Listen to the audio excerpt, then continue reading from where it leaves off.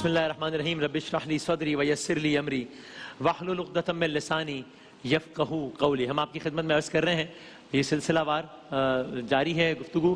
کل آپ نے سنا تھا کہ جب روز محشر قریب ہوگا کس طرح اللہ تعالیٰ آسمان، سورج، چاند اور ستاروں کو فنا کر دے گا. کیا منظر پیش کر رہی ہوں گی یہ ساری کی ساری چیزیں، کیا عجیب و غریب اور ناقابل یقین مناظر پیش کر رہی ہوں گی یہ ساری چیزیں.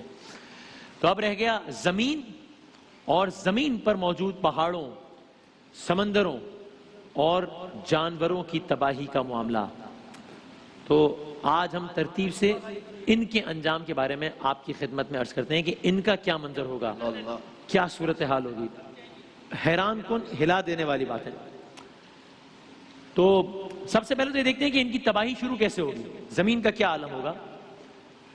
تو یہ جان لیں کہ ظاہر ہے جو زلزلے آتے ہیں زمین پر اور ریکٹر سکیل سے ان کو میجر کیا جاتا ہے، شدت کے اعتبار سے آج تک جو سب سے زیادہ جو خطرناک زلزلہ ریکارڈ کیا گیا 1960 میں چلی میں آیا تھا زلزلہ، جو کہ ریکٹر سکیل پر جس کی شدت 9.5 تھی. 9.5 یعنی روئے زمین نے آج تک کبھی اس سے بڑا یعنی کہ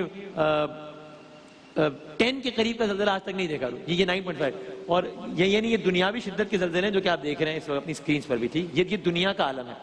9.5 شدت کا یہ زلزلہ، اور زلزلے کے کیا عالم ہوتے ہیں یہ آپ دیکھ رہے ہیں. صحیح، یہ دنیا کا معاملہ ہے. اچھا، ہلاکت خیزی کے اعتبار سے دنیا میں جو سب سے بڑا زلزلہ آیا تھا یہاں سے تقریباً 4 صدیوں پہلے کی بات ہے، جو کہ چائنا میں آیا تھا اور جس سے ہلاکتیں ہوئی تھی تقریباً 8,30,000.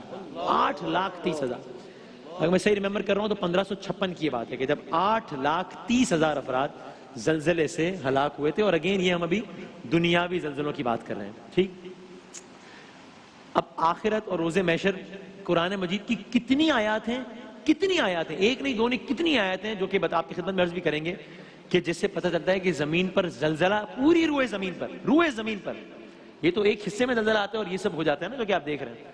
روئے زمین پر جب زلزلہ ہوگا، اور آپ جانتے ہیں اور مزید جانیں گے بھی کہ دنیا میں آنے والا کوئی بھی زلزلہ یا طوفان اور اس وقت آنے والی کوئی بھی قیامت، کوئی بھی آفت، اس کا کوئی کمپیریزن ہی نہیں آپس میں. مطلب کوئی ہے ہی نہیں، کوئی مقابلہ ہو ہی نہیں سکتا. تو دنیا میں ظاہر ہے زلزلے آتے ہیں کسی خاص حصے میں. اس کے برعکس قیامت میں کیا ہوگا؟ قیامت میں زلزلہ خاص علاقے میں تو نہیں آئے گا، بلکہ پوری کی پوری زمین یک بارگی ہلا دی جائے گی. صحیح. اور کیسے؟ یہ ایک علاقہ ہلائے گی. کیسے ہلا دی جائے گی؟ تو آپ مثلا قرآن مجید کی مشہور و معروف آیت اگر ہم آگے بڑھیں کہ سورہ قارعہ آپ سب نے سنا ہے. بسم اللہ الرحمن الرحیم. القارعۃ مل قارعہ وما ادراک مل قارعہ. کھڑکھڑا دینے والی، اور کھڑکھڑا دینے والی کیا ہے؟ وما ادراک مل قارعہ. اور یہ قرآن مجید کا یہ انداز علماء سے ہم نے جانا کہ اس وقت ہوتا ہے کہ جب کسی بات کی طرف بہت زیادہ توجہ دلانا مقصود ہو. مثلا شب قدر ہر رات سے افضل رات ہے، تو میں اور آپ سب جانتے ہیں کہ فرمایا بسم اللہ الرحمن الرحیم انا انزلناہ فی لیلۃ القدر، پھر اسٹریس کیا وما ادراک ما لیلۃ القدر، اور تم کیا جانو کہ شب قدر کیا ہے، پھر بتایا. تو یہاں بھی یہ انداز اختیار کیا گیا، کھڑکھڑا دینے والی القارعہ، اور کھڑکھڑا دینے والی کیا ہے؟ مل قارعہ وما ادراک مل قارعہ. اور تمہیں کیا معلوم کہ کھڑکھڑا دینے والی کیا ہے؟ تو جب کوئی بہت اہم ترین معاملے کی طرف جھنجھوڑ کر توجہ دلانا ہوتا ہے تو یہ انداز اختیار کیا. یعنی زمین کی تباہی کا آغاز ایک ایسے زلزلے سے ہوگا، زمین کی تباہی کا آغاز جو بڑھتے بڑھتے اتنا بڑھ جائے گا کہ دنیا یک بارگی ہلنا شروع ہو جائے گی. اچھا، اب زمین پر پہاڑ گڑے ہوئے ہیں، ٹھیک، اور آپ کو یہ جان کر حیرت ہوگی کہ اب ہم جانتے ہیں نا ماؤنٹ ایوریسٹ، مجھے صحیح یاد نہیں لیکن میرا خیال 8,000 میٹر پلس، دنیا کی سب سے بلند چوٹی، دنیا کی تیسری بلند چوٹی پاکستان میں ہے K2. اچھا، اور اس میں ایک اور بڑی انٹرسٹنگ بات بھی کہ یہ تو جو ہم کہتے ہیں نا کہ دنیا کی سب سے بڑی چوٹی، اس سے 3 گنا زیادہ، کم از کم اس سے 3 گنا زیادہ بلند پہاڑ یہاں پر نہیں بلکہ مارس میں ہے. تو وہ جو ہم کہتے ہیں نا کہ یعنی یہ تو ایک جہان ہے جس میں ہم رہ رہے ہیں، باقی پتہ نہیں ایسے کتنے نظام ساتھ ساتھ چل رہے ہیں. صحیح. اور یہ بات جان کے آپ کو بہت حیرت ہوگی کہ یہ پہاڑ، ان کا جتنا وجود زمین کے اوپر ہوتا ہے اس سے 3 گنا زیادہ یا کچھ کیسز میں 4 گنا زیادہ یا کچھ کیسز میں 5 گنا زیادہ ان کا وجود زمین کے اندر ہوتا ہے ان پہاڑوں کا. اور ابھی آپ دیکھیے، ابھی اس وقت آپ دیکھ رہے ہیں دنیا کے بلند ترین پہاڑوں کی چوٹیاں. یہ دکھانے کا ایک مقصد ہے، آپ ساتھ رہیے گا پھر آپ کو اندازہ ہوگا کہ کیا مقصد ہے. تو اب یہ پہاڑوں کی یہ ہیبت ہے ٹھیک کہ سائنس کے مطابق پہاڑ جتنے زمین سے بلند ہیں اس سے کئی گنا زیادہ زمین کے اندر ہیں یہ پہاڑ. یعنی کہ اگر کوئی پہاڑ 15,000 فٹ بلند ہے تو عین ممکن ہے کہ زمین کے اندر وہ پہاڑ 90,000 فٹ تک ہو. 90,000 فٹ تک ہو. ڈیپ الٹرا ساؤنڈ ویوز کے ذریعے باقاعدہ ریسرچ میں سائنس نے ثابت کیا ہے. اب کیا ہوگا؟ قرآن مجید نے کیا فرمایا کہ پہاڑ کیا منظر پیش کر رہے ہوں گے، یہ آپ سنیے آیات کی روشنی میں. قرآن مجید نے بھی پہاڑوں کے حوالے سے یہ بات کی. یہ بھی بتایا کہ زمین میں، یعنی ایک میں نے آپ کو سائنٹیفک فیکٹ بتایا کہ کس انداز سے زمین کے اندر پہاڑ ہوتے ہیں. قرآن مجید نے بتایا کہ پہاڑ زمین میں میخوں یعنی کیلوں کی مانند زمین میں گڑے ہوئے ہیں. اب آپ کچھ آیات سنیے. سورہ تکویر کی آیت ہے، بسم اللہ الرحمن الرحیم. وَإِذَا الْجِبَالُ سُيِّرَتْ. کیا ہے ترجمہ؟ جب پہاڑوں کو چلایا جائے گا. پہاڑوں کو چلایا جائے گا. اب آپ سوچئے کہ یہ پہاڑوں کی رینج کا، دنیا کے ایک پہاڑ کی ایک رینج کا ایک حصہ ہے اور اس کی آپ ہیبت کا اندازہ کر لیں.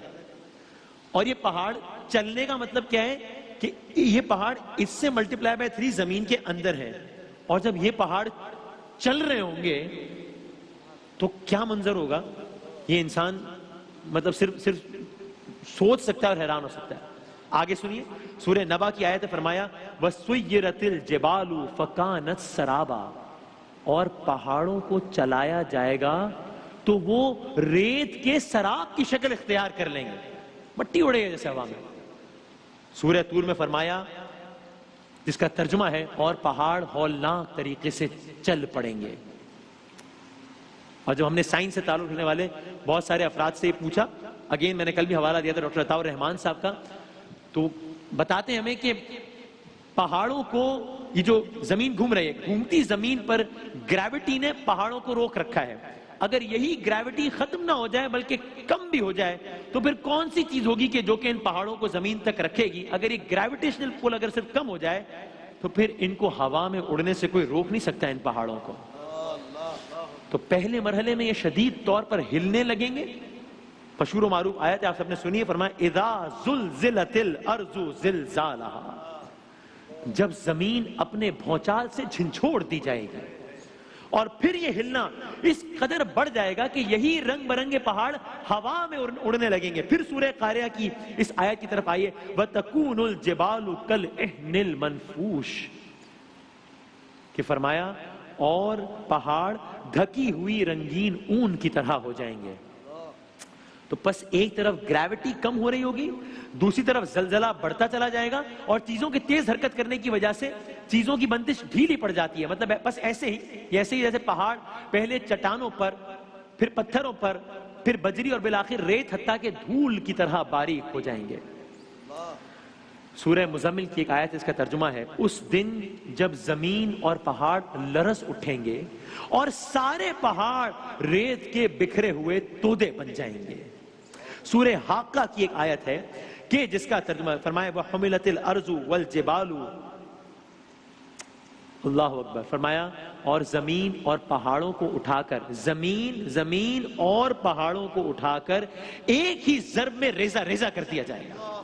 سورہ واقعہ کی ایک آیت کا ترجمہ ہے اور پہاڑوں کو پیس پیس کر چورا کر دیا جائے گا.